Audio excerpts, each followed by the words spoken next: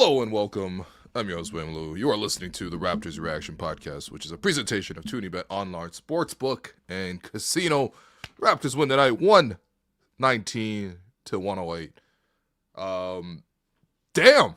Honestly, damn. That was I would say it. That was their best win of the season. That was really impressive. That was the best win of the season.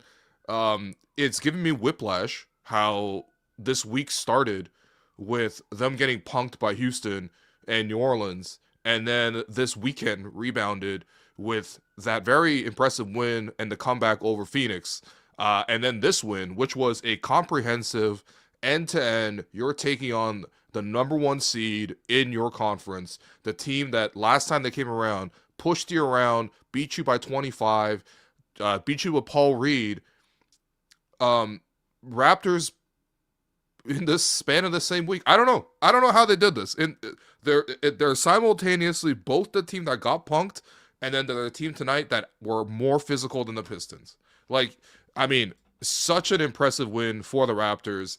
Again, just kind of fantastic, really. Almost like a dreamlike scenario in terms of what worked for the team and sort of how they played and how scrappy they were throughout. Again, the Pistons are the number one seed in the Eastern Conference. And I know the Pistons have had some struggles recently, but that's a very good team. You saw it a lot tonight. Cade Cunningham, what a killer, bro. 1-on-3 in transition, dunking the ball like that, shooting pull-up threes, the passes, the assists, playing defense, all that's good, right? But, man, the Raptors outplayed the Pistons all night. And that started with the Raptors being up 13-5. That kept going. The Pistons came back, and the Raptors lost momentum at times, but the Raptors never really let go of the rope, kept plugging away. Third quarter was sensational, basically doubled them up. And then it came down to the fourth quarter, and, it's honestly, this is one of those things where it's look, what have the Raptors been failing on this season, right? Well, they struggle against the top-end teams. Right, they've straight up just have not beaten top end teams. They beat the Cavs 3 times early in the season. Cavs were having struggles and injuries at the time. They beat OKC, which was their previously best win of the season. But Raptors, you could basically set your watch to it. Okay, good team comes into town, Raptors going to lose. Other thing that has plagued the Raptors all season is the physicality element. In particular, this is why they lose to a lot of these top teams, is when the games get physical, when the opponents get physical, the Raptors get pushed around. And then the third thing is, the Raptors don't really protect leads. You got a little 10-point lead. It's cute going into the fourth quarter. It's 8 points, 6 minutes left. Can you ride it out? Those are the big three in terms of the issues for the Raptors. And the Raptors passed on all three accounts. That's why I'm so thrilled with this win. Because on all three fronts, the Raptors were able to do it. And I think we could start at the end, really. But the Raptors, for a second straight game, were really good in crunch time on offense. And again, that has not been something that has been a usual pattern for this team. This team has been really static in crunch time. This team has been really predictable in crunch time. Maybe the one time they got predictable was when they were clearly forcing it to Brandon Ingram in the middle of the floor with the mismatch, and BI didn't see that Javonte Green was creeping in from the the weak side and basically blindsided him and slapped down in his hand for a steal and a dunk. But they were great in crunch time. First off, multiple guys had it. Yeah, BI had some of the biggest shots, the big three at the end there to win it, the pull up and one at the end of clocks. But how about Scottie Barnes also getting involved offensively down the stretch? How about RJ Barrett also getting involved down the stretch? Because, tonight, the Raptors had a three-headed monster on the offensive end. You had Brandon, who was excellent once again, had 36 the other night, has 34 tonight, super efficient all the way around. But, you also had Scottie Barnes, who was so locked in, came up short of a triple-double, but really should have gotten more than 10 assists considering how many times he found guys who got fouled. Those don't count as assists, but Scottie ran the show. And then on a night where IQ just couldn't get anything to drop, 1 of 12 from the field, RJ Barrett stepped up in a huge way. 27 points, for RJ Barrett. The dunk at the end, the step back, free throw line jumper to sort of clinch it down the stretch, even getting to the basket, coming off of pick and rolls and missing the shot, but taking it deep in the paint, collapsing the defense so that the offensive rebound was there for Jakob. I mean, damn, they might have had a four-headed monster with Jakob Poeltl. Jakob Poeltl played his best game of the season. It's not even close how good of a game Jakob played tonight. I mean, 21 and 18 against Jalen Duren and the Pistons? I mean, that's incredible, right? 9 offensive rebounds just by himself.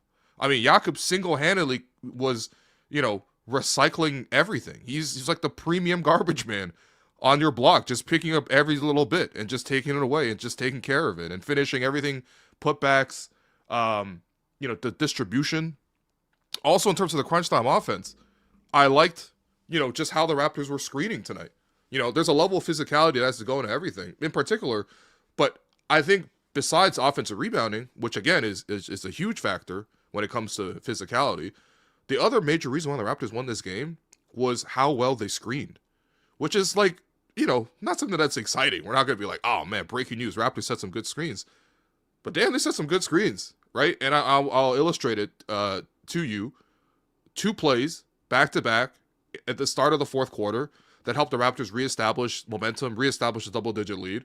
First play, Scottie sets a great screen for RJ Barrett, gets separation off of RJ's man. RJ's able to turn the corner as a result, get into the paint. He dished it to Scottie, who had space to roll because it became a 2-on-1 at that point after the great screen. And then when the defender stepped up to Scottie, Scottie made the extra pass to Jakob, who was able to just jump in off the baseline and score, as he always does, finishing very reliably on a floater there. Then the next play down, Emmanuel quickly does a fantastic job setting an off-ball screen for Scottie Barnes to get into the middle of the floor. The Pistons didn't communicate it. They ended up having to switch the play last second, and it's Marcus Sasser, who is basically a 6-foot guard. You know what I mean? Like a 6-foot, 180-pound guy versus Scottie Barnes. Jakob throws a high-low pass to Scottie. Scottie takes his time, turnaround, and one. It's the screening tonight that was also really positive. Also, part of screening was why Brandon Ingram got his buckets. I mean, the last couple games has been excellent for Brandon, right? Like literally 70 points the last 2 games. 70 points in 2 games for Brandon Ingram. Not quite a bam, but damn. Brandon has been cooking. Why has Brandon been cooking? He's been getting his mismatches, and he's been getting his matchups, and then he's getting to work. But you got to give the man his tools to go to work. So what did Brandon Ingram want tonight? Let's see. Duncan Robinson. I want Duncan Robinson. Come give me, whoever's Duncan's guarding, that guy's got to come screen for me. Pistons like to switch. They like to keep the ball in front. All right, cool. How about you switch Duncan Robinson on me? Hey, where's Kevin Huerter at? Where's Kevin Huerter? Last time I saw Kevin Huerter, we were on a Jet 2 holiday together from Manchester to Nice at 6 a.m. in the morning. I'm not even kidding, Yeah. You know what? Kevin Huerter, you a Jet 2 holiday. Come over here. Give me that screen. Let me attack him, right? Okay, Marcus Sasser, where's he at? He's small. Bring him over to me too. You know what I mean? And that type of stuff really requires some very dedicated, very physical, very coordinated set of screening. And the Raptors did a great job. That's why the physicality is such a big part of winning these games. When you see the Raptors fall short to the Knicks, to the Celtics, some of the things you can't expect the Raptors to replicate. They don't have the talent for it, right? Right. The Raptors don't have the shooters that those teams have. So, of course, you're going to lose a 3-point battle. But that's not the only reason why the Raptors have lost to them every single time on the year.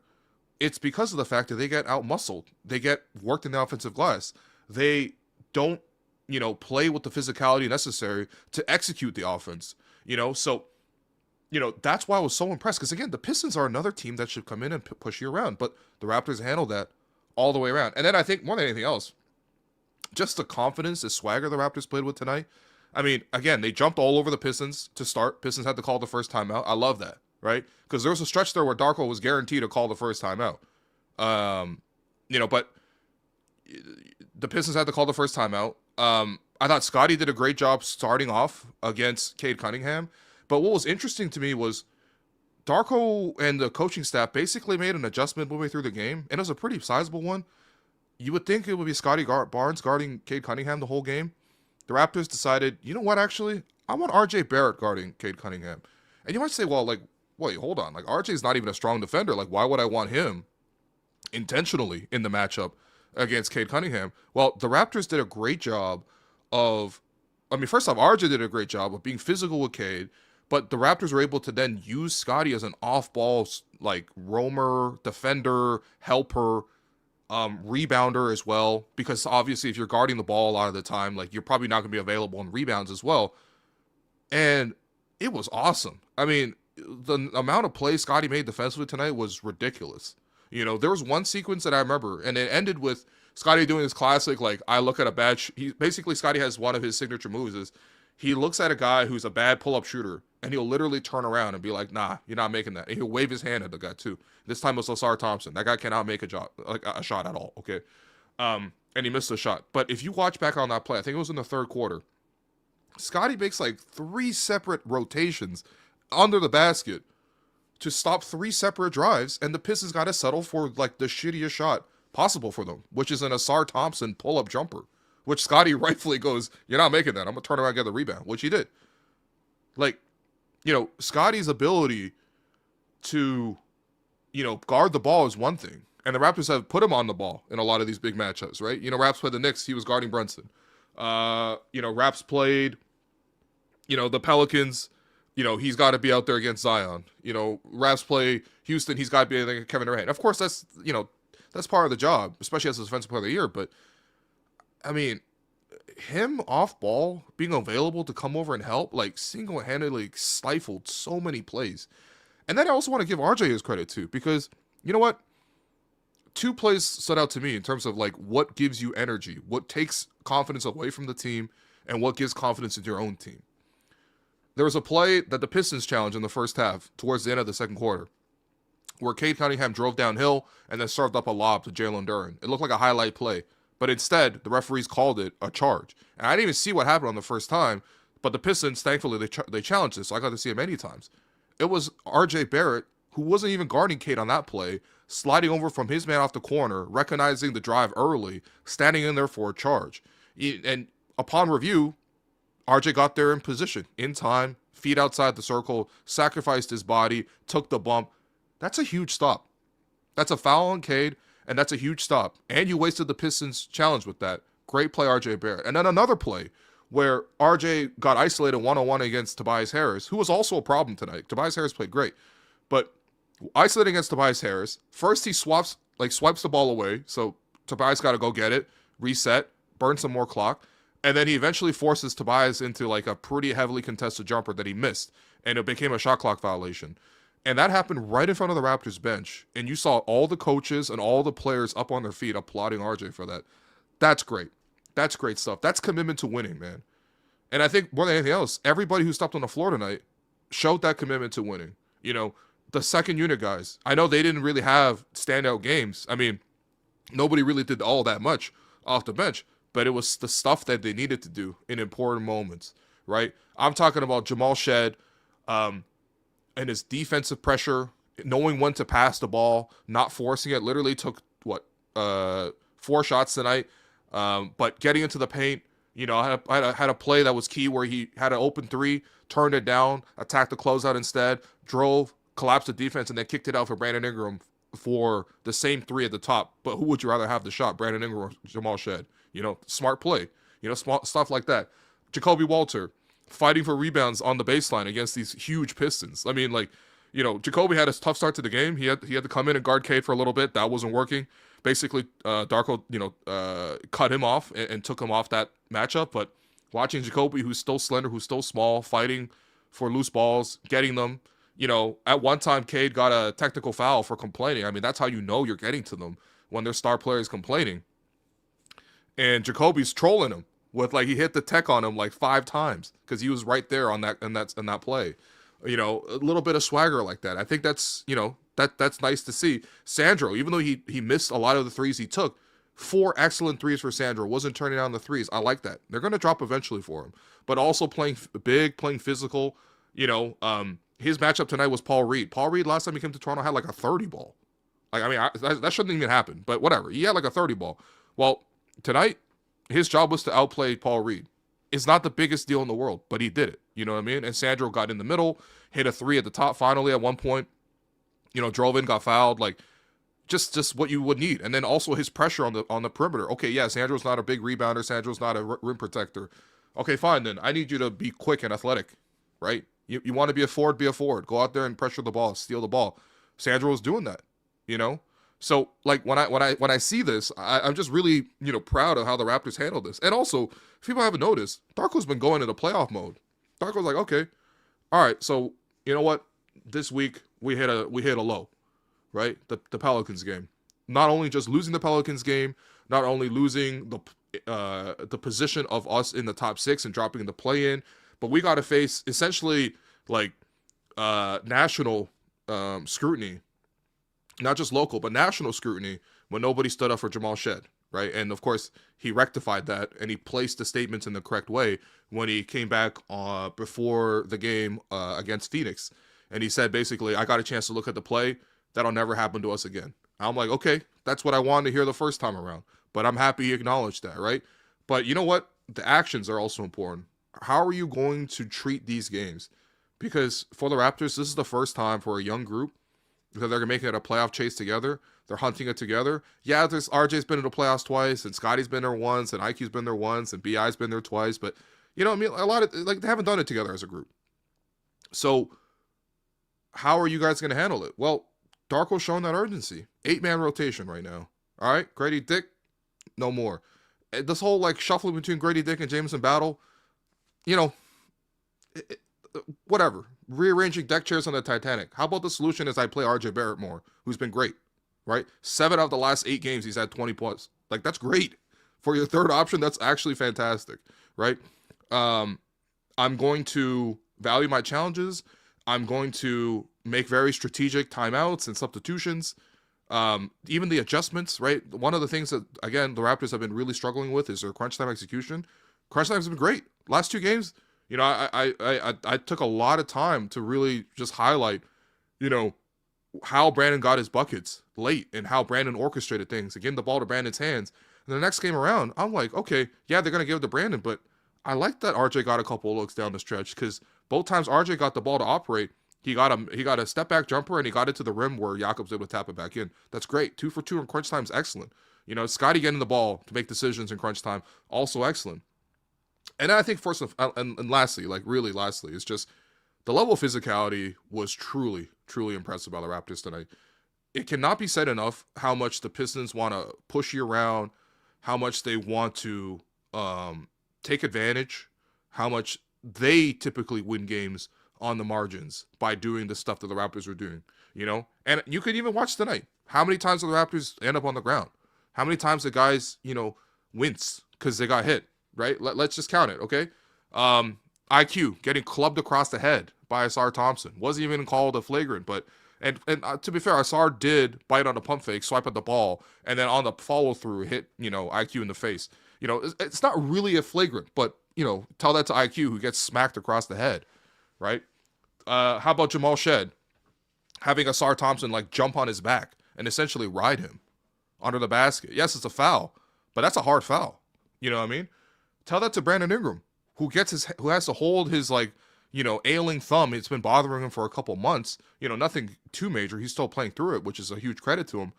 But Javonte Green coming from behind him and just swiping the crap out of his hand, that hurts. Or Scottie Barnes wincing multiple times in this game, getting hit in the eye, getting, you know, jumped on his back for the and one, you know, turning his ankle at one point. Like, when you play this physical and you play this hard, it's going to cost you. But, man, it feels good to win, though, doesn't it? It feels good, right? You took all those hits from the Pistons, all that physicality, and then you dish it out in some more. And, yeah, the Raptors never really put the Pistons on their back or, you know, didn't have any sort of, like, oh, I'm going to stand over you like DeJounte Murray and mean mug.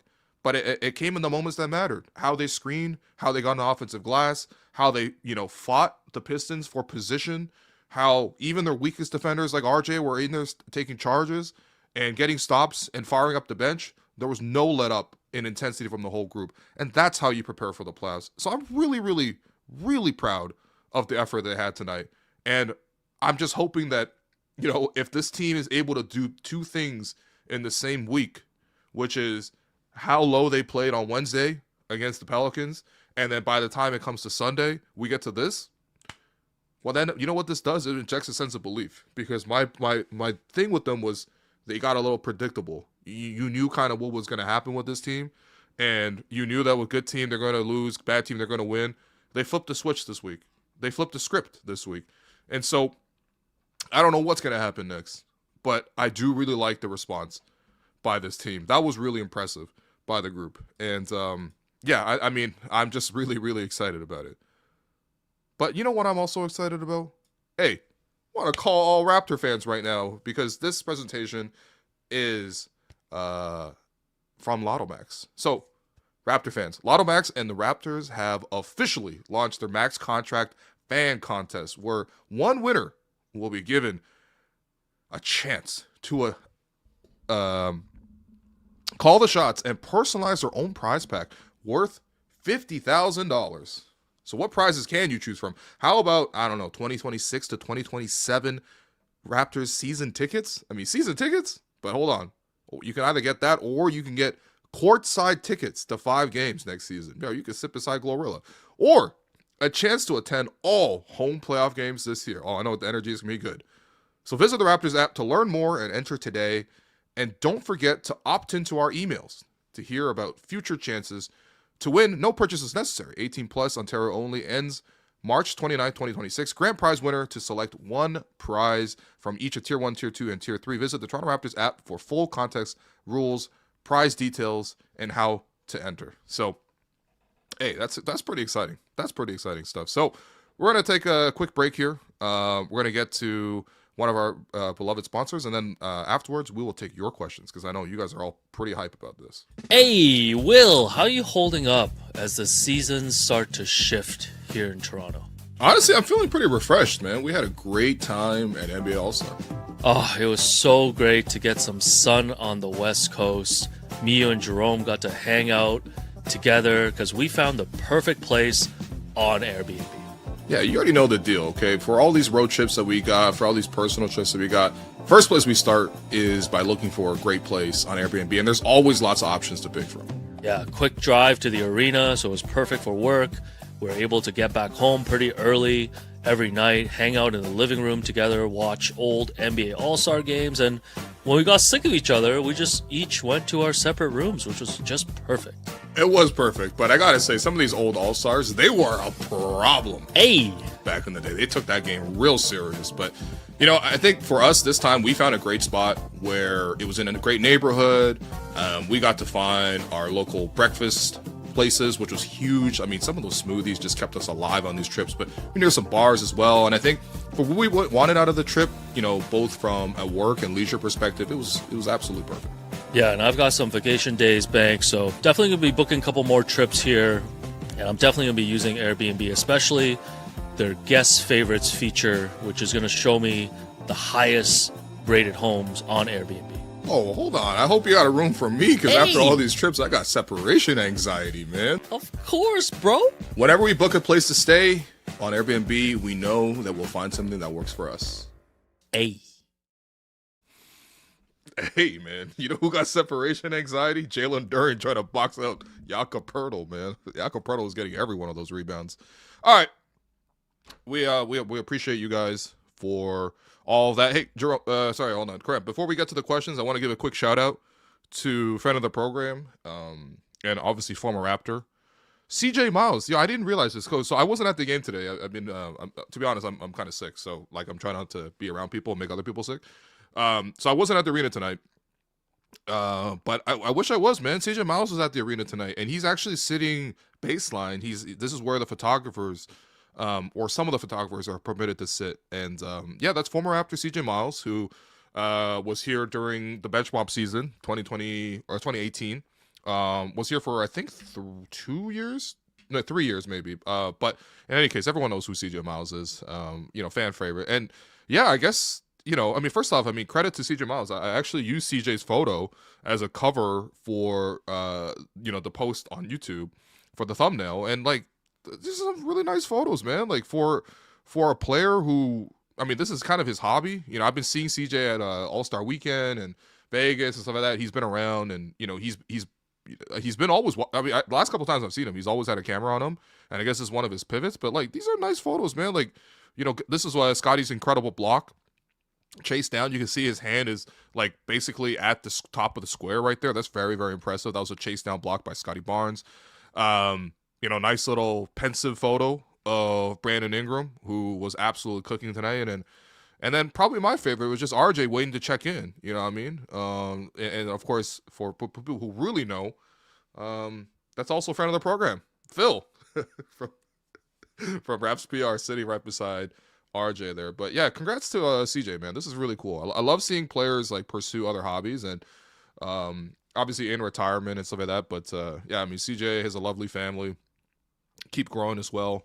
Ava, I remember that was one of the best open gym episodes, was the birth of his daughter Ava, and watching him and Lauren, his wife, sort of share that journey with fans through open gym. Like, genuinely the best open gym episode. Like, I know everyone talks about the Rudy Gay episode, and it was great. That one was great, but the episode entitled Dear Ava is like incredible stuff. Like, it's like you don't expect to open gym and like start tearing up, but it's a beautiful episode. Anyway, I'll always cheer for CJ, and CJ's always had a lot of love for me in the show, whether it was at Yahoo or at Raptor Show, here at Hello and Welcome. So CJ's the homie, man. He's genuinely one of the nicest NBA players I've ever met. So congrats to CJ, and these are like really nice photos, man. Go share them too. The Raptors account posted all these.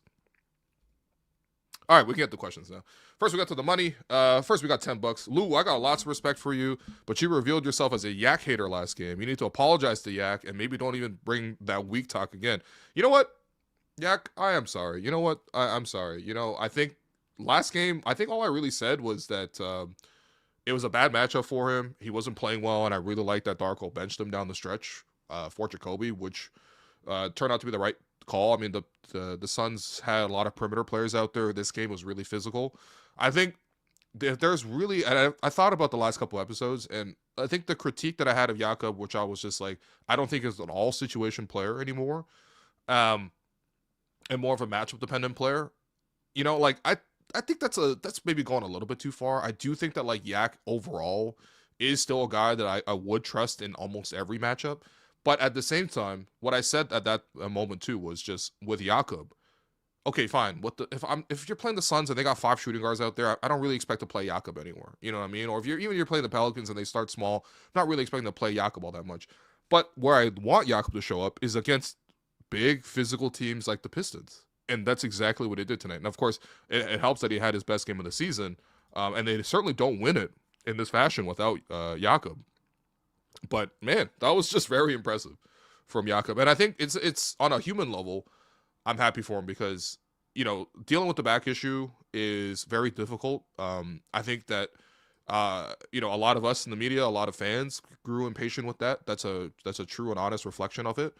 But I think that the people that have stood most loyal by Jakob, actually, I think I could probably say this in general. The people who have stood most loyal by Jakob, maybe in his life outside of his family, are the Toronto Raptors. They drafted Jakob. They valued Jakob. They unfortunately had to trade him for Kawhi, which, whatever. But, then they traded back for Jakob, and then they extended him twice. Again, outside of his family, nobody believes in Jakob Poeltl more than the Toronto Raptors. And I think for Yak, you have to show this type of game on a more consistent basis. And of course, this year it's because of the back, right? It's not his fault. It's a physical issue, and hopefully he's able to sort of put that behind him. But on a personal level, I'm really happy for him because if you remember, his first game back from the back issues was against the Pistons. It was right before the All-Star break. Jakob came back, and literally B-Ball Paul was cooking him, which was crazy because he's much better than B-Ball Paul. But then fast forward, not quite a month, but basically a month later, Jakob looks like this. And if he can look like this on a more consistent basis, I promise you, nobody will be talking about the contract. Nobody will be talking about the fit. Everyone will just be talking about how Jakob Poeltl is a very reliable player. And tonight he played like that. So, yeah, there's my mea culpa to you, Jakob. It's never personal with Jakob. We got a super sticker. I don't even know what that is, but I appreciate it. I think that's $150 there. What do we have here? $7 from Philip.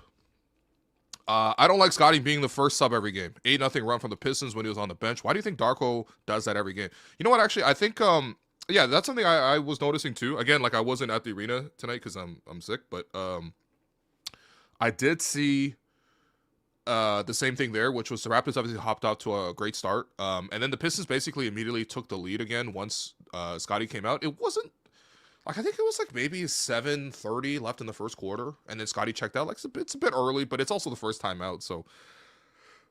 I mean, obviously the Raptors have substitution patterns, and it's been a pretty common one that Scottie comes out first. But I also think at some points, like, look, don't you want him to be out there as much when Cade Cunningham's out there? So, yeah, it did feel like they lost momentum, and you even heard like Alvin talk about it on the broadcast too. Where, and by the way, Alvin's had some good. He's had a good season on the broadcast. I want people to recognize that Alvin is also one of the more improved Raptors on the year because sometimes Alvin just cracks me up. Like again, I'm not expecting to laugh at the broadcast because it's not like it's not really that funny typically, right? I mean, it's not supposed to be, I suppose, but yeah, Alvin would just crack me up once in a while. Like I think what was it called? What was the play? There was a play where he was talking about like oh yeah, he's like I think they were because the Pistons were reviewing the charge that RJ took. And so they were showing the footage again, and Matt goes like, "What you think, Alvin? You think that's a charge?" Which is a normal basketball conversation. All of a sudden, he's like, "Yeah, it's a charge, like my bank account every single time I see it from my family." And I was like, you know what? That's just genuinely a very funny line to say out of nowhere, and it cracked Matt up too. I think it's always a goal. I think the best broadcast moments are like when Jack is able to crack up Matt, like with the Ron Jeremy moment, and I think Alvin started to do it more to Matt too. So. Yeah. Anyway, that's just an aside. But yeah, anyway, even Alvin was talking about it, sort of, just in terms of just like there's like an anxiety when when Scottie's out of the game. You know, like when Scottie's not in, I got separation anxiety. I'm serious, man. Like I worry about the defense, I worry about the ball movement. And Scottie played sensational tonight, right? So I do think maybe in general it's just like, can you match his minutes with the other star minutes and maybe sort of like dance their dance versus try to do your own thing. But I mean, I don't know. I think it ultimately, I think I had literally, aside from that one very small thing in the first quarter, I really had no issues with how Darko managed the game or his coach. So, or his coaching. We got 5 New Zealand bucks. When I go to New Zealand one day, I'm gonna be spending so many New Zealand dollars. What a thrilling game. Quick struggled, but given his recent form, he gets a pass. Do you think we can sustain winning with such abysmal 3-point shooting? You know, that was the funny thing too, is just like the Raptors were playing really well, but then the Pistons were ahead, largely because the Pistons could hit threes and the Raptors couldn't. And I was just like, guys, come on. This is just so lame. It's just like, okay, I'm not saying that like anything is won or lost on paper, but like, he's just seeing like, what was the second quarter? I took the notes. Hold on. Second quarter, these were the missed threes from the Raptors. And I'm talking about like wide open, like well-generated open threes, in rhythm, feet set, everything, right? So Scottie, Mamu, RJ, IQ, Jamal Shed all had wide open threes in comfortable spots, and they just straight up missed them. Meanwhile, on the other end, like Karis LeVert's hitting threes. All I've heard from Pistons fans all year is how much they hate Karis LeVert. He's balling. Kevin Huerter's hitting threes, Cade's hitting, it's just like, all right, like, are we just going to lose because, like, we can't hit threes? And, like, honestly, it's very impressive the Raptors, pulled out another win where they don't even hit 10 threes. Like, they were 8 of 28 from threes. That's 28%. But, yeah, like, I don't know what it's going to take, but every three does feel like a huge momentum shifter. Like, when they got Jacoby the three at the top, when Alvin brought up the point that like, they need something from their bench, and then they literally get the three from Jacoby on that exact play. When they got the three from PI at the end of the game to sort of shut the door, when they got the three from RJ after the Pistons cut the lead to 5 in the fourth quarter and Scottie was on the bench, and RJ got the three from IQ, like every one of those threes feels so precious. You know what I mean? So, yeah, the 3-point shooting is very important. Couldn't watch. We got $7 from Tyler Mackey, who sends in 7 every game. Appreciate you, Tyler. Couldn't watch as I'm at the Vancouver Whitecaps game, watching them win 6-0. Followed the box score and celebrated when they saw they won. You know what? You saw 2 wins today, which is more than I can say as a Liverpool fan, because of course they gave up a 1-1 to Tottenham. Pathetic season continues for Liverpool, unfortunately. Somehow, no matter how badly they play, they're still relatively in the top 6, but Yeah, congrats to the Whitecaps as well. I was at the TFC season opener, or yeah, the home opener yesterday. Me and Jerome went. Last second, we got some cheap tickets. We're like, all right, like I love soccer. Jerome used to work for TFC. Actually, it's really cute watching Jerome like walk around BMO Field, because he like worked for them during like their championship seasons and stuff. Basically doing their version of open gym, and like TFC is like a much smaller community, so like they know you and everything. Um, yeah, walking around with Jerome, man, it's like a celebrity. Like seriously, he's getting hugs from all over the place. It was actually fantastic. But um, yeah, but watching TFC blow it late, and then watching Liverpool blow it late, I think I've lost my love for soccer, at least for a weekend. But yeah. Also, we got another $7 from Felipe, who sends in. By the way, thank you. I can't give you 400 Canadian, but I appreciate your work. Say hi to Alex. Looking forward to the episode tomorrow. Hey, you can say hi to Alex yourself tomorrow, man. Just tune in tomorrow. Me and Alex will be on, and you know, the Raps are playing well when even Alex is tapped in. And Alex spent. He took the credential on my behalf on Friday, and he was there for the Suns game, and yeah, I'm pretty sure he tuned into this one as well. So it's good. Things are good for the Raps when they win 2 games in a row, and when Alex watches 2 games in a row. We got $8 from Barry. Was sure they will blow that lead in the fourth. So pleasantly surprised they can hand off for the dub. That's why I'm saying, like, you know what, the three things for the Raptors that they struggle with all year is they can't beat good teams, they can't handle physicality, and they can't close fourth quarters. And on all 3 fronts tonight, they did that. And of course, doing matching the physicality and closing fourth quarters is very key if you want to be any good team. But like, those were the 3 things you could say about the Raps. That was the 3, and the Raptors were able to overcome it. So like, I'm very, very proud of the team as well. And I think a lot of that too is just like, this team has had more time to practice because the schedule slowed down. If you notice, there's a lot of moments where there's 2 days off in between games. By the way, there's gonna be 2 days off in between games until the next one as well. The Raptors don't play until Wednesday.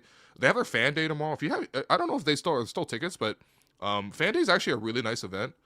This is actually not paid for by MLSE, but fan day is actually a really nice event for the Raptors.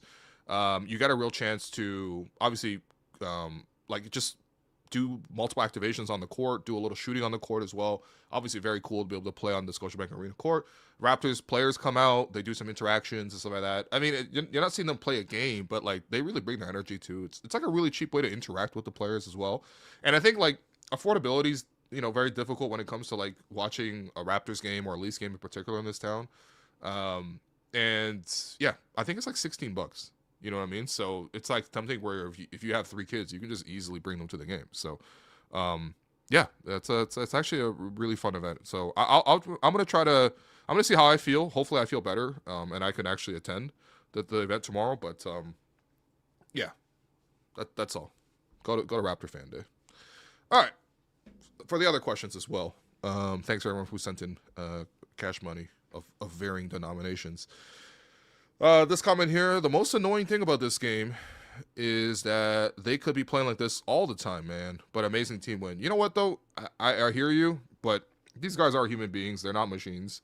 And I think they went through a low. A couple guys on the team were sick. We saw that, right? Yak missed a game. I think BI was kind of questionable for a game. Scottie was questionable for a game. So I don't know. Maybe that's how I got sick too, to be honest. Like, did I get sick from the Raptors? Maybe, maybe I got sick of the Raptors. Maybe I got sick from the Raptors. You never know. But, yeah, they're going to have lulls. But I think that it's very important. And part of the anxiety around the season is like, okay, it doesn't feel, I mean, whatever. The win total is very good. Like, I think they're on like 39 wins now. Like, that's very good, right? And by the way, they are back in a top 6 position if Orlando could just stop winning games finally. But, yeah, they're at 38 wins right now, which is very good. But I think the big thing is, like, you still got to be able to show that you can punch up a little bit. Like, we're not really expecting the Raptors to be contenders or anything this season. They're not, right? Everyone knows that. But I do think that, like, being able to put together these comprehensive wins against top-tier opposition gives you more hope about the group. So it gives you a sense of, like, what is possible. So, yeah, I mean, they're healthy. They've had a lot of time to practice. They clearly know what their issues are, and they clearly have the urgency and the permission to solve those. Just go out there and do it. I'm not expecting this every time, but at least once in a while. So it's great to see the Raptors beat the Suns and now beat the Pistons. Raptors are weird. Can't be the good teams, only the best teams. You know what? That is kind of funny, right? Because the Raptors, despite all the consternation about them not being able to win the top teams, they have actually been the number 1 seed in both the West and the East now, with the win over OKC and the win over Detroit. In fact, they could have had 2 wins over OKC. They almost had it, right? They came back from 25 down, and then they collapsed at the end. But like, you know, we'll see. I don't know. It is interesting. BI's been balling out of control right now. Guys, I know I do this on most episodes because I'm genuinely a fan of his game, you know, beyond just being a fan of the team. But Brandon Ingram he's nice, man. He's just a level of, like, you know what I mean? And like, yeah, he went through a period of struggles. I think BI said it multiple times how, he's been terrible. I think even in his own open gym episode this weekend, where it covered a lot of his return to New Orleans, like, he talked about it there. He's like, yeah, I've been terrible. You know, Danielle, when she was reporting on the game tonight, also kind of relayed basically that Brandon was like, yo, I said I've been terrible. I think Brandon said it in his own interviews as well. I've been terrible recently. He got some high standards, man, because like his terrible is still pretty good. But then it's like, okay, if you're able to give me 70 points in 2 games on 2 wins, leading both the, crunch time offenses for the win there, maybe that was terrible because like his game is just nice. I don't know, like the most succinct way was sort of how Bobby presented it to start the season, which is like, yeah, Brandon's a hooper's hooper. You guys are going to see that. And that's all we've seen all season. It's just like, bro, Brandon got the headband, he got the long shorts, he got a baggy, jersey. He's out there cool, playing on his own time. And then he just goes out there and gets buckets. Some of these buckets you can't really do nothing about, man. Like seriously, like he has some of the prettiest baskets of anyone in the association. Like, I'm serious. He's got like a top 10, like most pleasing, just like highlight pack of just like buckets. Like, you know what I mean? It's like the mid-range, the turnarounds. I mean, he had a buzzer beater tonight that didn't count, but it was really nice as well. Very, very kind of a little bit reminiscent of that like crazy buzzer beater he banked off the glass against the Nuggets when the Raptors lost to them in Scotiabank this year. But, that almost forced OT. He had the game winner. He takes it strong to the bucket. You know what I mean? He's not a huge dunker, but like, I don't know. There's just like the footwork, the timing, the setups. Like it's nice, man. There's like a level of skill that like, we just typically don't have. Like he's like he honestly, he might be a top 5 nicest. Like when you're talking about just a bag, okay, not talking about like the performance, not even talking about like whatever. I'm just talking about the bag. How many things are in your bag? He a top 5 bag work Raptor, so like of all like in franchise history, not just on the team. On the team, he's number 1 with the bullet.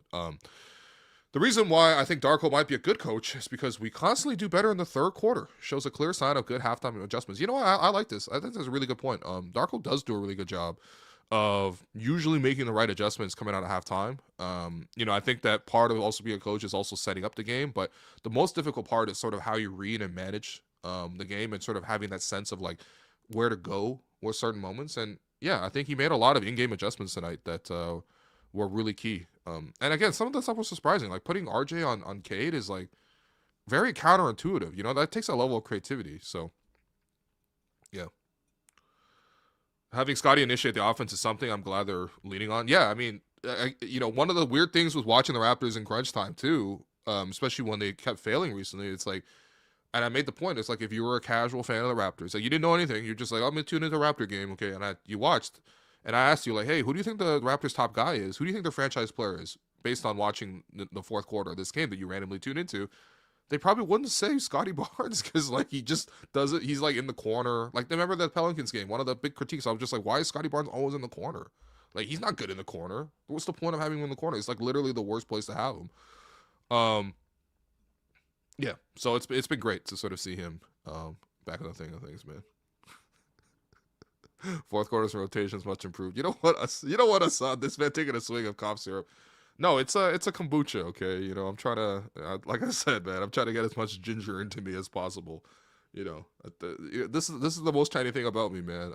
Anytime I feel any sort of slight sense of like illness, I just start consuming ginger in copious quantities.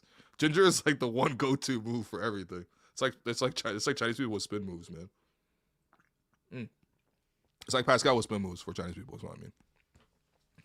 DeJounte Murray woke up this team. I wouldn't mind. Honestly, like, if something good came out of that, which was like if the team got together and talked and really like broached the difficult subject and took it upon themselves to improve it, which is kind of like, I mean, obviously I was doing it in a more dramatic way, but I think basically I was trying to say is like this team needs like essentially a team meeting to call each other out and really hash things out. If the problem literally hits you in the face and stands over you and it becomes like a trending topic of the day for DeJounte and Jamal, like, fine, it happened. How do you respond to that? You know what I mean? And I think the Raptors have responded in a really positive way. I don't think it's all like win it for Jamal type of thing, but like, who knows? Maybe you get called out like that. It's like it's so embarrassing like that you do respond in some kind of ways. And look, it's not to say the Raptors are bad. That's why I was also upset. It's just like you've been good on the year. Don't throw it away now. Don't throw it away now, right? Like keep going, reestablish that identity. Fight back. Keep growing with this group because you fail with this group, they probably take it apart. Keep going with this group, and like I really have liked what I've seen from the last two games, and I think we all have. You know what I mean? So credit to DeJounte Murray. Wow, I can't believe we're saying that. That's unbelievable, man. DeJounte, leave Jamal alone, man. Jamal's like, of all the guys you could have picked on, man. Jamal Shed of all people. Come on now. Josh sends in a question. Big fan of hello and welcome from Berlin. What's going on, man? The Raps badly needed shooting from their bench production. Both problems would help greatly if Grady developed. What's been the main reason for his regression in year 3? I've heard a lot of theories on this. One of them I hear sometimes around the team is like, Grady was starting and he was featured a lot more in his first 2 years, and maybe he's just not a guy that comes off the bench and just guns. There's a portion of that.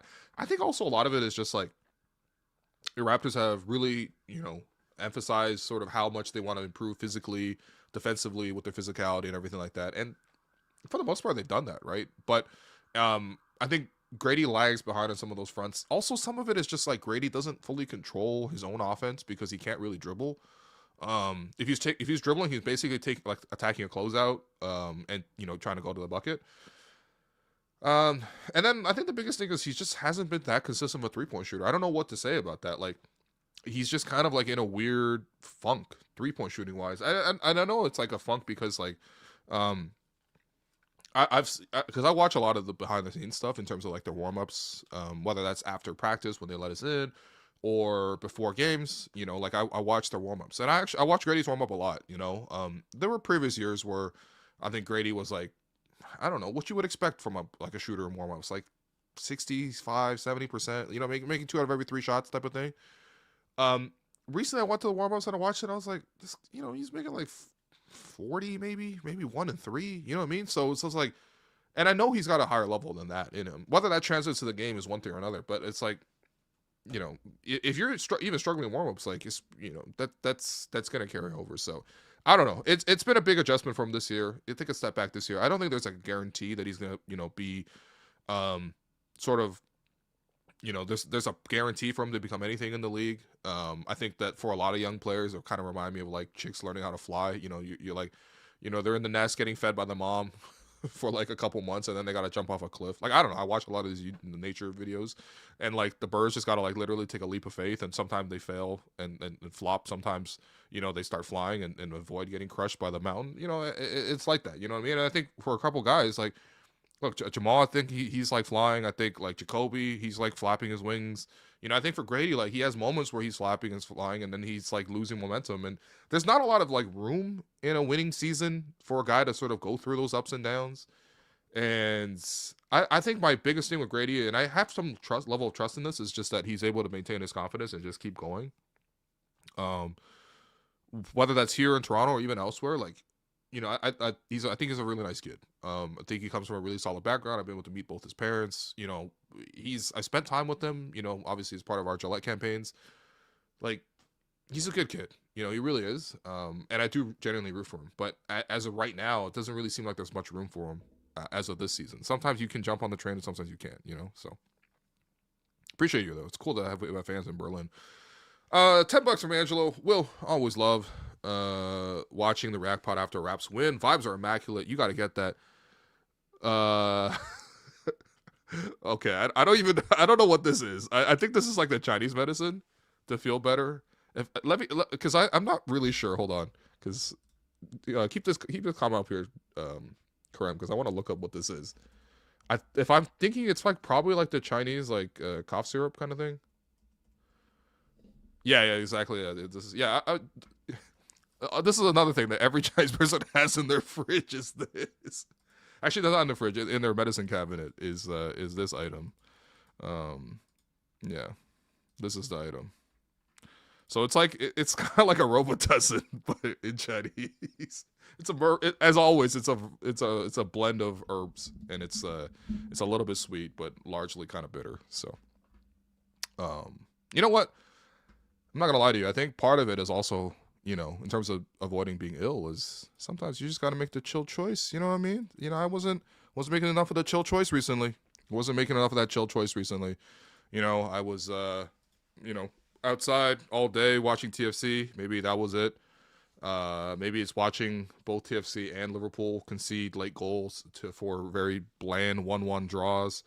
But sometimes you got to make the chill choice. Maybe I fell for the pump fake. Okay, fake spring came around. I started getting comfortable. Started taking my Barkers off and going for leather jackets. It's not. You know what?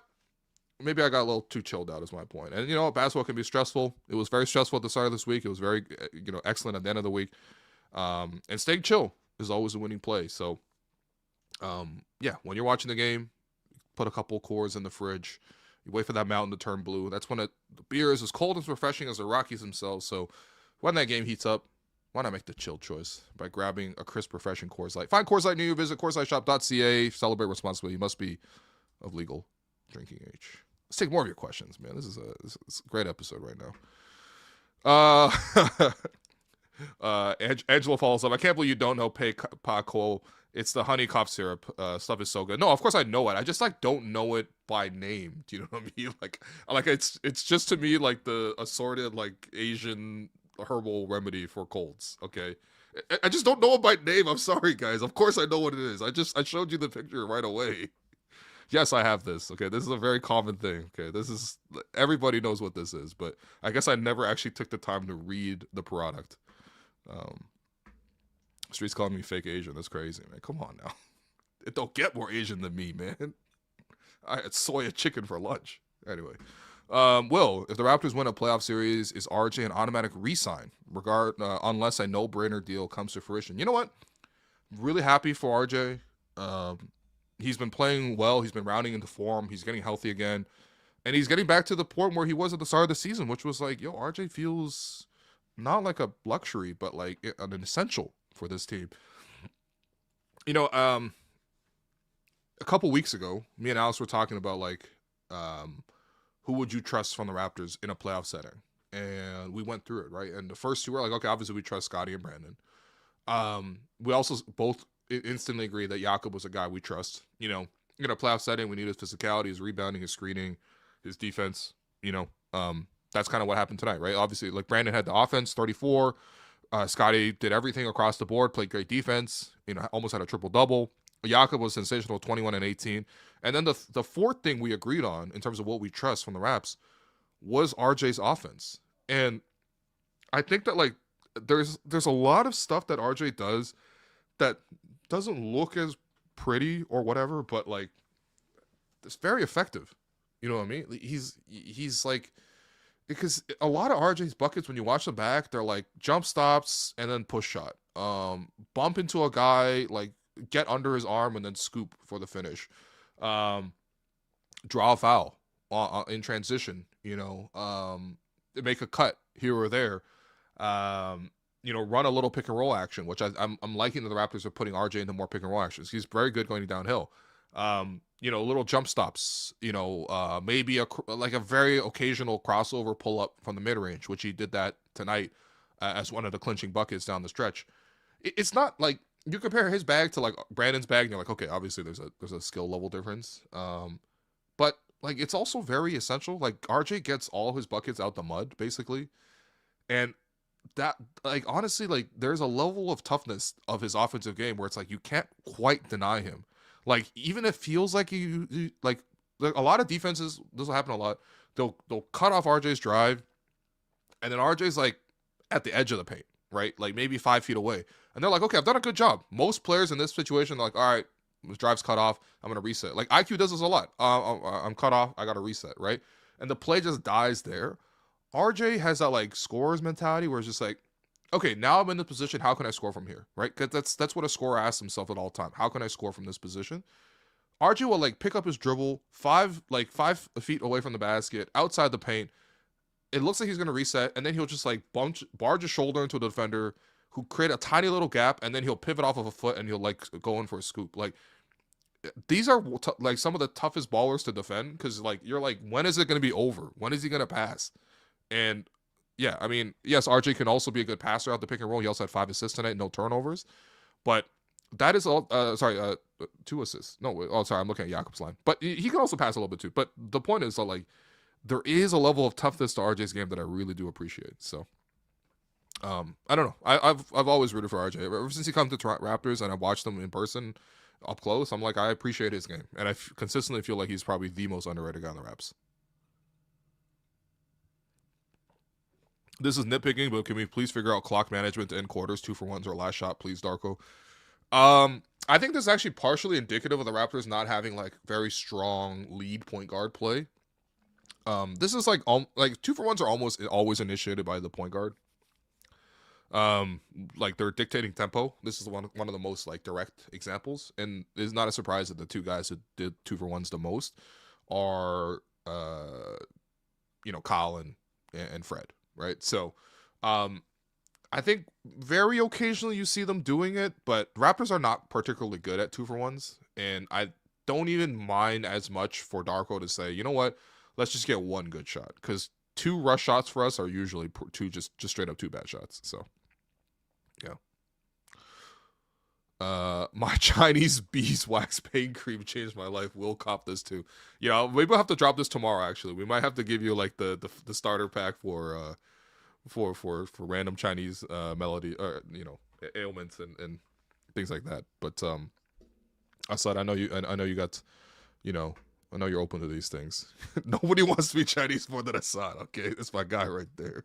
Also, he said recently started playing defense was strong with his chest. That's the thing too with RJ. Like, there's a level of like, the one thing with RJ is interesting because I was watching him guard Tobias Harris a decent amount tonight too, and like he did a really good job when he can like bump and chest Tobias Harris. And Tobias is strong. Like, he's played power forward mostly for his career now. But then the weird thing with RJ, when he tries to contest, it just somehow looks like RJ's arm is really short or something. Like, I don't know. Like, when he's contesting the shot, he just doesn't really get to the release point. It doesn't really get to the line of vision. Those are kind of the 2 things you want to do on a contest, outside of blocking the shot outright, is like, force the release point higher or get in the line of vision, kind of like Shea Battier against Kobe back in the day. There's something about RJ where, like, when he reaches full reach, you're just like, it doesn't look that disruptive, even though RJ's also plus wingspan as a player. Like, it's not like he's like one of these Desmond Bane guys where like his wingspan is like the same as his height. But I don't know, there's just something weird about it, that's all. Alligator arms, yeah, a little bit of that. Mamu's got a little bit of that too, I agree. Best win of the season since the bubble. I'm all in, baby. I don't know about best win of the season, but is this Shanks? Is this Dr. Shanks? Yeah, Shanks, we appreciate you, man. I know that was lit in there too. By the way, the arena, I know I've missed the last 2 games, but the arena sounded great. I think that really gave a lot of the momentum for the Raps to close out strong. And that's one of the weird things about the season was like the Raps have just been like really poor at home. And that's never how I used to remember the Raptors as an arena. I know that the team has, gone down in quality, so I'm not expecting them to be like, championship run level quality, but like, everyone always talked about like how raucous like the Scotiabank Arena crowd was. Like, I hope we got back to that on a consistent level, especially on Sundays. By the way, like early Sunday afternoon games used to be like freaking, like absolutely money for the Raptors. That was like our built-in advantage, was we'd always play the early Sunday afternoon games, and we got back to that tonight, so that was good. I also got $4 here. Here's some money for some Laugama from Nations. Yo, how did you know that I live near Nations, man? Did I say this out loud? Did people know this? Oh, yes, I do live near Nations in Stockyards. Yeah, I mean, I already have Laugama in I have like 3 different types of chili oil in my cupboard, man. Again, like I'm the least fake Asian person. Okay, I'm the most real Asian person is what I'm trying to say. Like, You can't get me on Lao Gamon stuff, man. These are basics. These are elementary, man. You know. Please shout out my 16-year-old. We went to the game for their Sweet 16 gift.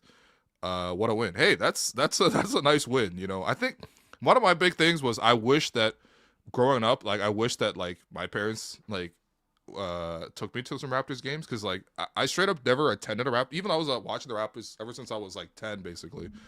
I didn't really go to a Raptors game until like I don't know, maybe when I was like 20 or something. Like I think it took for like until I basically got to university where they were like, okay, like, and I think I just like went with my girlfriends at the time too. They were like, "You surprised for your birthday? We're going to a Raptor game." I'm like, "Yes, fantastic, awesome." And that's what I also realized that like Raptor games were really cheap at the time. It was like, I don't know, man. I remember buying a pair of Raptors tickets to see the Sacramento Kings, and I swear we spent $10, like 2 tickets for $10. Like this is like 2011. I think Tyreek. It was probably like Tyreek Evans in his Rookie of the Year campaign, like in that range. So I guess that's 09, 010 at that range. But yeah, but I don't know. I mean, it would be nice to go to the game with my parents. I've actually never gone to a Raptors game with my family either. Like, cause I'm always working the game, so I usually if I get tickets, I'll let them go. So usually my brother will go, with my dad. But maybe I gotta experience a game with my family. Maybe I gotta share one of the things I love the most in the world with my family. I don't know. This is maybe just me thinking out loud, but that does sound kind of crazy that I've never done that. So, but yes, I'm happy you guys had a great family outing and happy birthday as well. Yo, Will, what's going on with this? What greater good on Geary? Their arcade is so shitty now.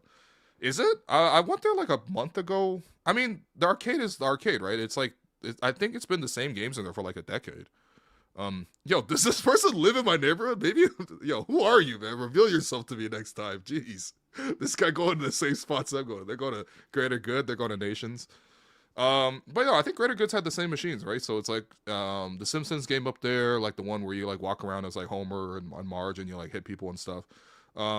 There's like Super Mario, the original in there. There's the Lord of the Rings pinball machine in the back. There's like it's not a pool table. What is it? There's like there's like some sort of table in the back there as well. I don't know. I think it's like pretty consistent. There's that one where you like play like the space jets and you like shoot little blocks coming down. Like I don't know. Oh, they're all broken upstairs? Yo, Greater Good, fix it, man. Greater Good's a nice spot though. Greater Good's a nice spot. Pretty bumping. Obviously, they also have North of Brooklyn in there as well. Shouts to North of Brooklyn too, friends of the program. But yeah, if you go to North of Brooklyn at Greater Good, get a vodka slice. It'll change your life, man. That's what I want right now, actually. Seriously though, if Yak is consistent double from here on in, we actually have a fun playoff and first round. You know what? If we get anything like this from Jakob on a consistent basis, like we're cooking. By the way, shouts to Krem. He got the team photo here as well.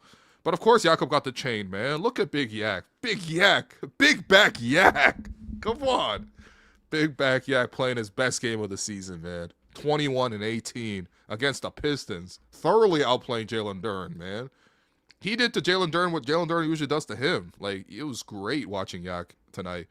And Yak, rightfully so, got the chain, saying hi, mom, which I still don't really even know what the reference is, but maybe it's literally just saying hi, mom.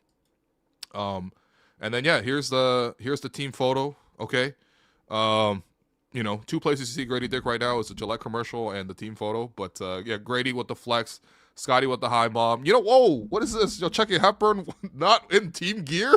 Let's go, Chucky. Chucky bought himself a sweater. I love it. Mobo in there, Jacoby in there, everyone doing the hi, mom. Yeah, nice little photo. And of course, Jameson Battle copying whatever Grady does as well. So good stuff, man. I'm very happy for Jakob. What else we got, Kareem? Oh, big Rob. Yo, Rob. Yo, Rob, you spoiling the chat right now. You spoiling me right now, man. Big Rob sends in $400. One of my favorite wins this year. Great to see Jakob finally looking like himself. A little something to go towards your Detroit trip. Sorry, I'm gonna miss it. Yeah, I was trying to make plans with Rob to actually go see the Pistons, man. You know, we were Raps played the Pistons end of the month, this March 31st. So we were gonna go there as a pod, as a group, me, Jerome, Alex, and just go out there and see the game. You know, Rob was going to hook us up as well, which was going to be a really fun trip. Unfortunately, you know, logistics couldn't work out this time around, but let's put something in the calendar for next year. It'd be great to go to the game together. And honestly, like, I just always wanted to go to that trip. You know what I mean? Like that Pistons game in Detroit. Raptor fans always like crossing the border to go to that game. Super convenient, super cheap too. I think too. Like Pistons games aren't that expensive, even though they're a very good team now. So I just thought it would have been a really fun atmosphere. So yeah, sorry to miss it, Rob, but you know maybe I'll see you in the playoffs. You know, let's travel maybe for the playoffs or something. You know, there's lots of opportunities, but I appreciate you so much, man. Money laundering scam. Yo, come on, man. People just love the show. What can I say? Also, you don't think I'm Chinese, bro? Look at this. I'm literally eating clementines on the pod, man. All right, or tangerines on the pod. Best win of the season. Played the right way from start to finish, and didn't let Detroit's physicality get them out of their focus. Yeah, I mean, of course, man. I think I think it's the consistency too. I think part of the reason why the Raptors fold in the fourth quarters too. I think it's obviously it's very tiring to play the entire game, to put a complete game together, but sometimes the difference between a good team and a great team is just not just only the talent. Obviously, top end talent is very important, but it's also about how consistent and are you able to manage the game without letting your levels drop. And like the Raptors are healthy now, aside from CMB, but like largely healthy, and it's about like, can you put together, okay, you're not going to play 48 minutes out of 48, but how many minutes can you play? 40, 45, you know what I mean? And if they do that, like, that's how you put together comprehensive wins like this. And I like that they didn't hang their head. You know, the Pistons came back right away. When the Raptors had an early start, Raptors had to rebuild it. Pistons led at certain points in the second half too. But like, again, the Raps took all the punches and just kept going. And, they rode through the fact that they couldn't hit threes early. And the Pistons were hitting threes. Eventually, the Pistons cooled off. The Raptors didn't even heat up. They just started getting close to competence, which I'll always take from the Raptors, just competence from three. And that's how you eventually got there. So there you go. It took everything from the Raps, but they got it done. They need to do this on a consistent basis to become contenders. Will, do you think they had a players only meeting? I don't know. Actually, I don't know. I think I'll try to see the team tomorrow, and then I think on Tuesday they'll practice before their game on Wednesday. So I don't know. Maybe I'll ask around and see what the answer is there. But yeah, I don't know, man. I'm sure they talked about something. I mean, didn't they say they got together as a group and they talked about that Jamal Shed incident? So maybe there. I don't know. Maybe it's not as dramatic as a behind the scenes kind of meeting, but there's still something there. So I wish TJD actually got some minutes. I know he's insurance, but every time I see the camera on him, dude's energy is infectious. Yeah, I like Trace a lot. I think the Raptors do too. I'm not totally sure why it's taking so long to integrate him. Of late, you're seeing Darko sort of crack out a little bit of, Jonathan Mobo. Obviously, this is tied to CMB being injured. But yeah, the Mobo minutes are whatever. Like, he kind of accidentally scored a bucket today, which is, I'm happy for him. He really just accidentally scored a bucket. But I think he was like going for a rebound or something. And like, yeah, anyway, whatever. Like, but I think, yeah, it would have been cool to sort of see Trace. I think we got him. I don't think that we're gonna move on from him either. I think we got him in part because he has a team option basically at the minimum for next year, so it's like pretty cost effective.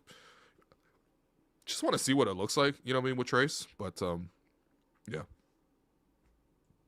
especially in these bigger matchups, I would love to see it. Max sends in $10. I appreciate you, Max. No comment, just straight up, just a 10. Appreciate you. What else we got? With these last two wins, do you think we still want Cavs in round one? And who do you want for play-in?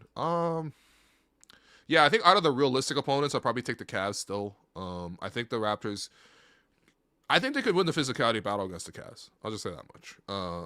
I think that a lot of things that people say about Cleveland and obviously they have one of the best backcourts in the NBA with James Harden and Donovan Mitchell. I think those two will combine for more threes total than the Raptors will for the whole series. So 3-point battle is going to be tough, but I think in previous years, Cleveland has shown that they can be pushed around. I've even seen Indiana push them around last year. The Knicks obviously pushed them around.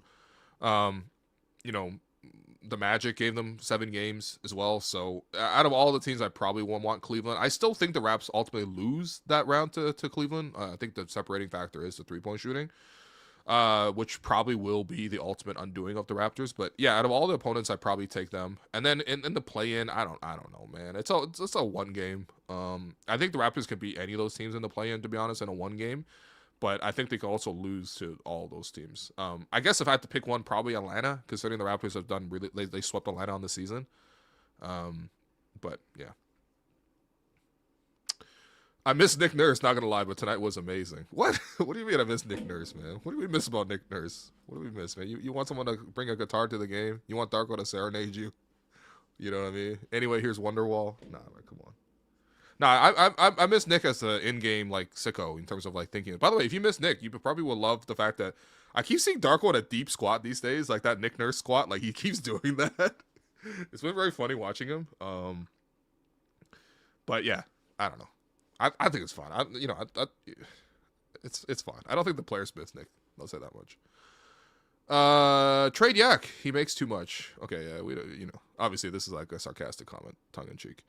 Yak is so crucial for this team to have an actual active and finally healthy center. Like that makes a huge difference.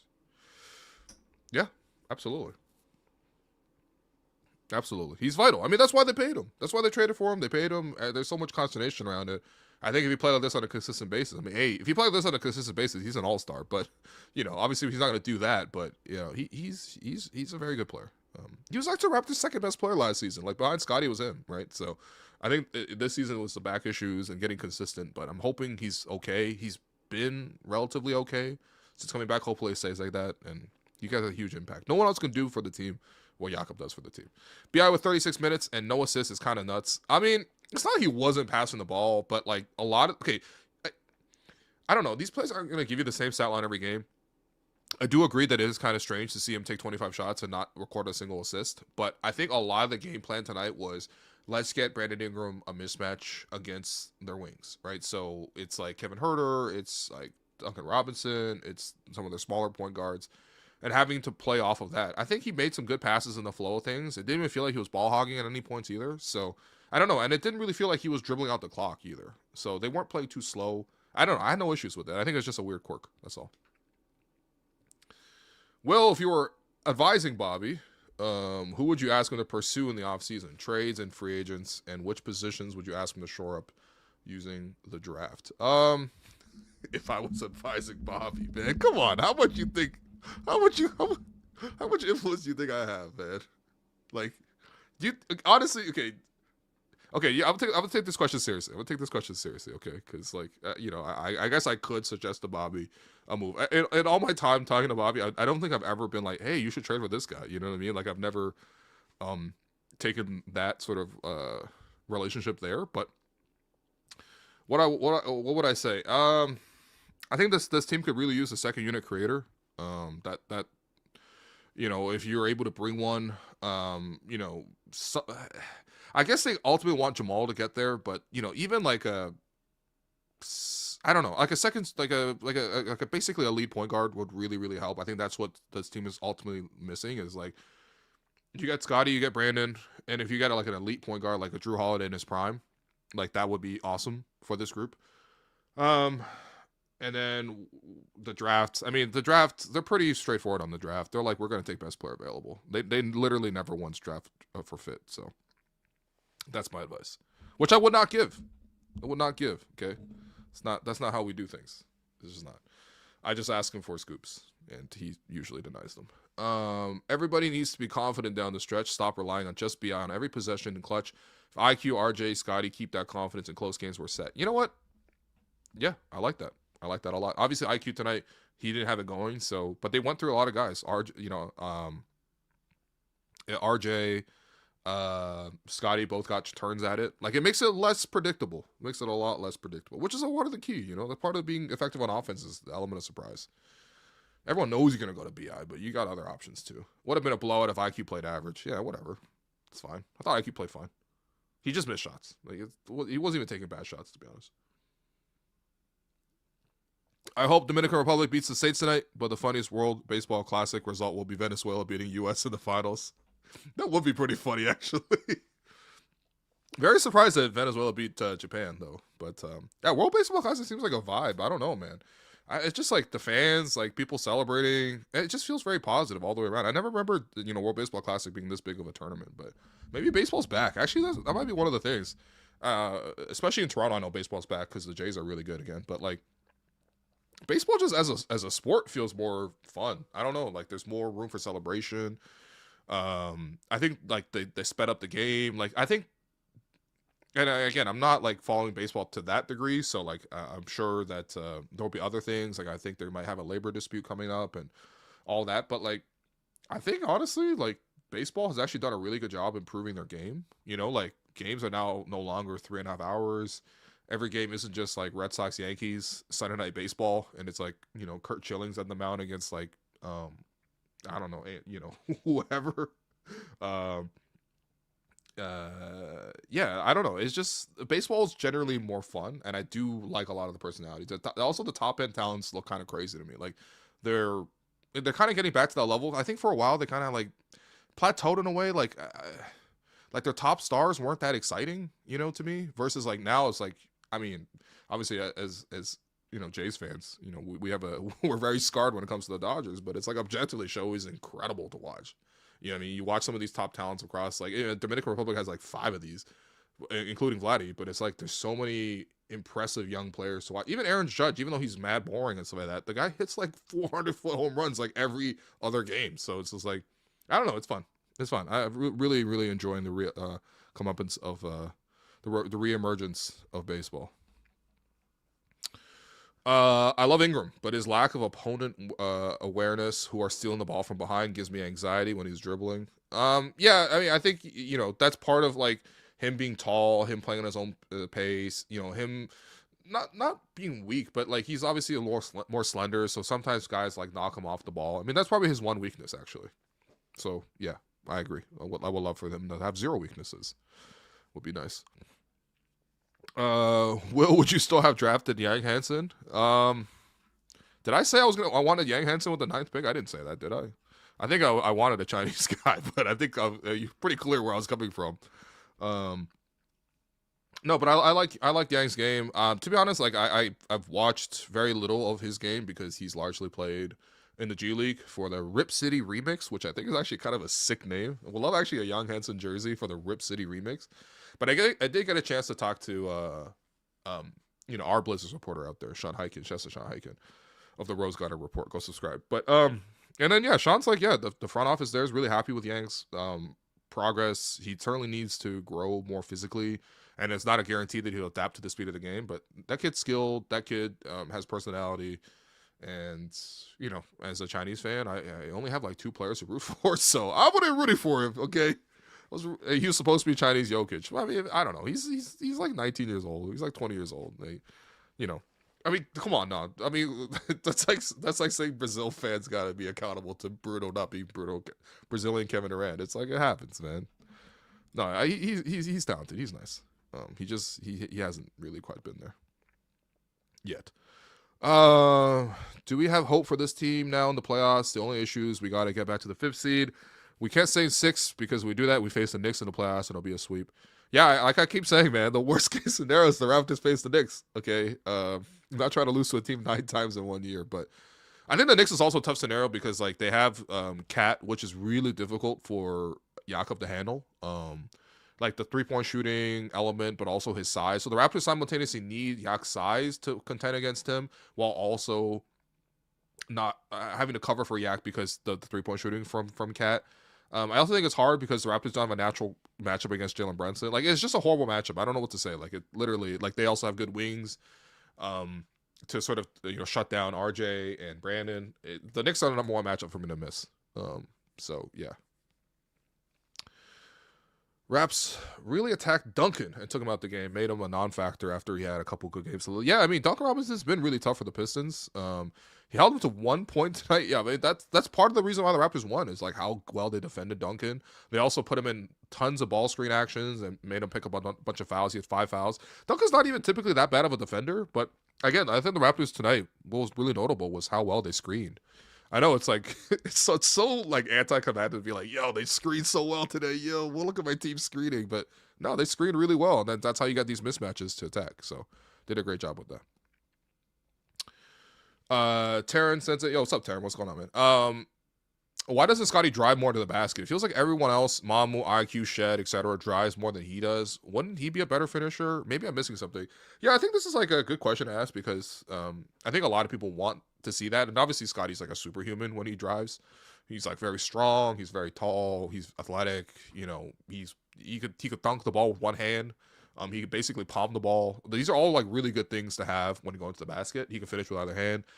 I think the difficult thing is like, you know, they have, first off, people don't close out much on Scottie, right? So like, you know, I think part of drives is like you're able to sort of like create rotations where Mama was attacking closeouts. RJ typically attacks closeouts, although RJ can also attack a ball screen as well.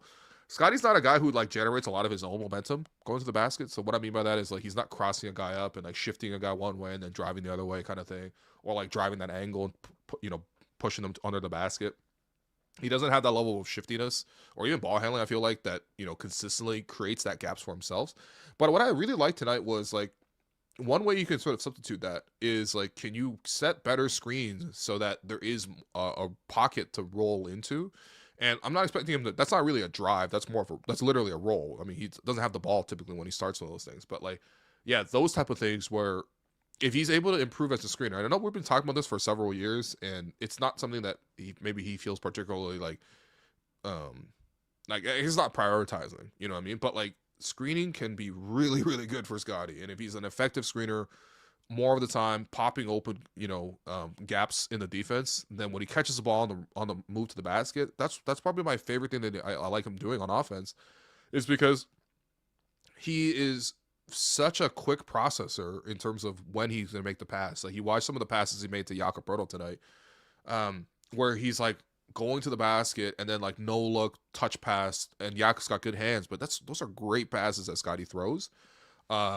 And then, yeah, Scottie operating in the middle of the floor is always a good outcome for the team. I mean, he found Mamu cutting to the basket, fouled. He found Jamal cutting to the basket, fouled. Like, he's very good at this play. But I think a lot of it is contingent on him setting better screens to create that gap in the first place. So there you go. Okay, that's it for the questions. I appreciate you guys. Sorry, hold on. Let me take out the question here. Scottie Barnes, career milestone, 100 total blocks in a single season. That's got to be a career high for him. I thought it was sad out there too that like Scottie's the only guy that has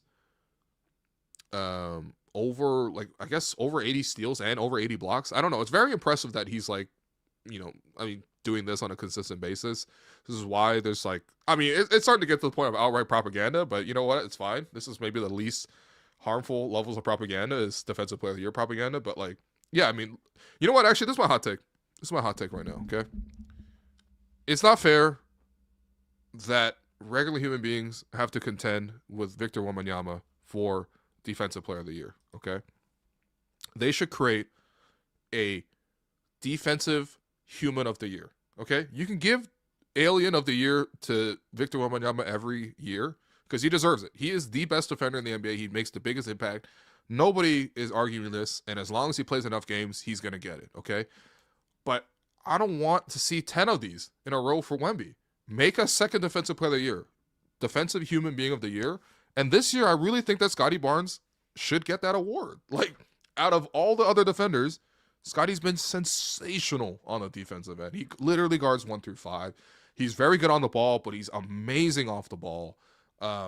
He's really carried a team that has found the defensive identity to play through in the last couple years because he's picked it up as a leader. He's put a lot of energy on that front. He makes spectacular game-changing blocks. Like literally last game against the Suns, you know, the game when they beat OKC, he swatted the hell out of Chet to clinch the game. He has game-clinching blocks. He has game-changing steals, the rotations, the reads. Give him defensive human being of the year, okay? Because Wemby can have his award. He deserves it. He is defensive player of the year, but create a new award. Because I'm not even trying to.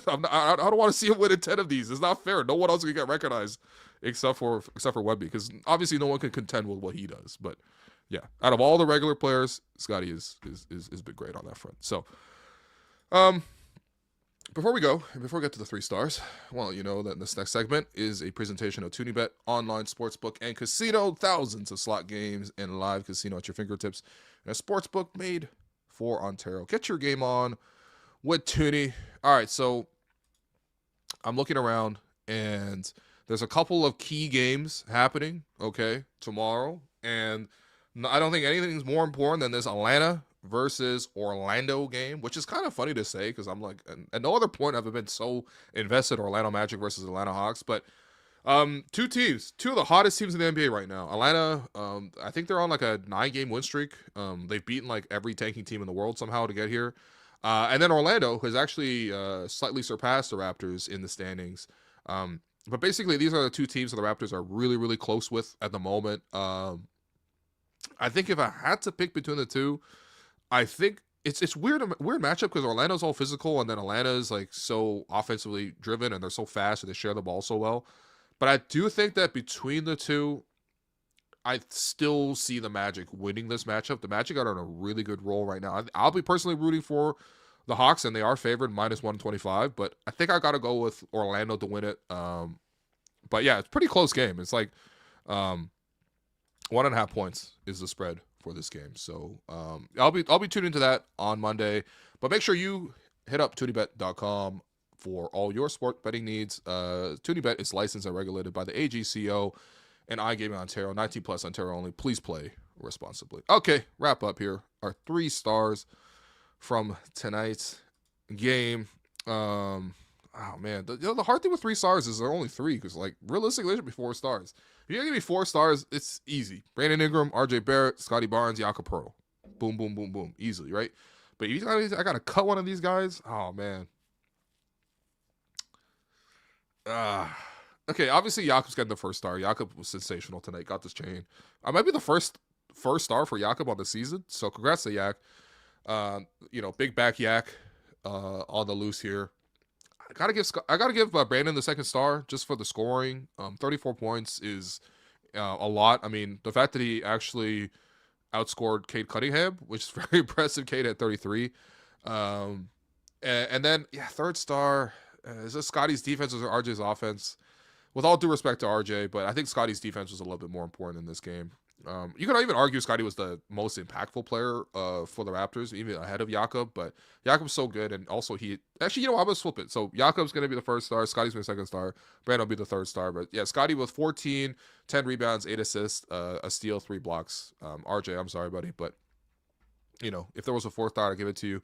Gerald Henderson Award for who randomly lit up the Raps. I'm gonna go with Tobias Harris, man. I mean, like the Pistons, very funny. Look at their box score. Like Cade had 33, Jalen Durant had a very quiet 20. Basically, it was all in the first half. Raptors couldn't really guard the pick and roll well, so you got free a lot. But and then Tobias Harris was 21. Everyone else was single digits for the Pistons. So yeah, the Raptors did a really good job. But Tobias Harris was actually quite good out there. 9 of 12 shooting for 21 points for Mr. Tobias Harris over me. So there you go. RJ Barrett probably in the locker room right now saying, Tobias Harris over me? But yeah, it is what it is. So thanks everyone for listening. I appreciate you guys. Hopefully I feel a little bit better and I'm able to bring you more coverage tomorrow. But regardless, we'll have a show tomorrow. I mean, Alex will be pretty lit on the program as always. So tune in then. Otherwise, appreciate you guys for listening. Thanks for sending in so much money and love and appreciation.